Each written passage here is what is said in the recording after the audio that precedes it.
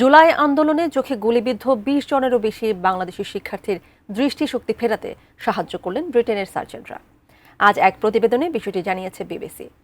প্রতিবেদনে বলা হয়, গত মাসে ঢাকা সফরের সময় লন্ডনের মুরফিল্ডস চক্ষু হাসপাতালের মাহি মুকিত এবং নিয়াজ ইসলাম নামে দুজন চক্ষু বিশেষজ্ঞ ১৪ থেকে ৩০ বছর বয়সী ১৫০ জন রোগীর চোখ পরীক্ষা করেন। বৈষম্য বিরোধী আন্দোলনের সময় তাদের সবার চোখে গুলি লেগেছিল। লন্ডনের মুরফিল্ডস চক্ষু হাসপাতালের সিনিয়র চক্ষু বিশেষজ্ঞ মাহি মুকিত বলেন, কয়েক মাস ধরে দৃষ্টিশক্তি হারানো মানুষদের দৃষ্টিশক্তি ফিরিয়ে আনতে পারাটা সত্যি সৌভাগ্যের বিষয়। বাংলাদেশের অন্তর্বর্তীকালীন সরকারের আমন্ত্রণে বিশেষজ্ঞ সার্জনরা ২ দিনে ২৪ জন রোগীর দৃষ্টিশক্তি ফেরাতে অস্ত্রোপচার করেন। জুলাই আন্দোলনে আনুমানিক ১,০০০ মানুষ চোখে আঘাত পেয়েছিলেন বলে জানিয়েছে বিবিসি।